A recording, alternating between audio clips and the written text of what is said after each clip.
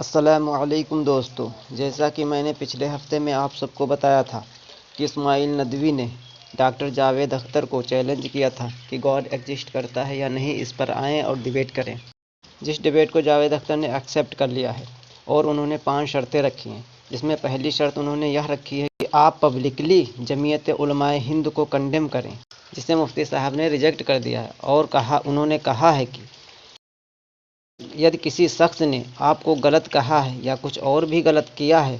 تو میں اس کا کنڈیم کرتا ہوں، اسے ریجیکٹ کرتا ہوں، پرنتو پوری جمعیت علماء ہند کو کنڈیم کرنا یہ صحیح نہیں، کیونکہ جمعیت علماء ہند کا ہندوستان کے اندر بڑی خدمات رہی ہیں۔ دوسری شرط انہوں نے یہ رکھی ہے کہ میں کلکتہ نہیں آؤں گا، میرے آنے سے کلکتہ کا ماحول بگڑ سکتا ہے، لیکن میں آپ کو بھی ممبئی نہیں بلاؤں گا، کیونکہ یہ بھی صحیح نہیں ہے، اس لیے ہم کسی تیسرے پلیٹ فارم کا چین کرتے ہیں، جسے مفتی صاحب نے قبول کر لیا ہے۔ تیسری شرط انہوں نے یہ رکھی کہ جو لوگ اس ڈیبیٹ کو کنڈکٹ کریں گے ان کی لسٹ میں دوں گا، اس لسٹ میں سے آپ جسے چاہیں چن لیں،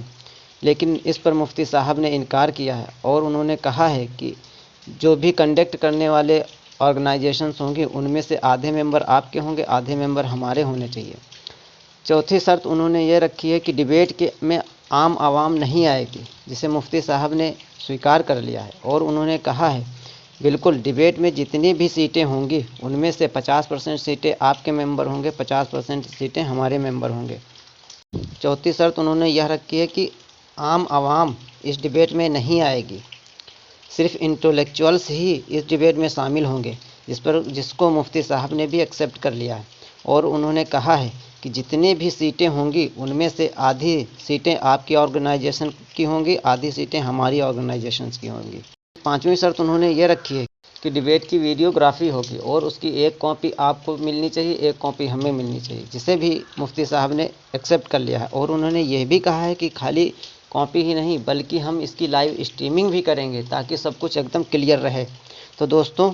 یہ ڈیبیٹ آگے ہوگی یا نہیں ہوگی، آپ لوگ اس پر کیا سوچتے ہیں؟ کمنٹ ضرور کریں۔ السلام علیکم۔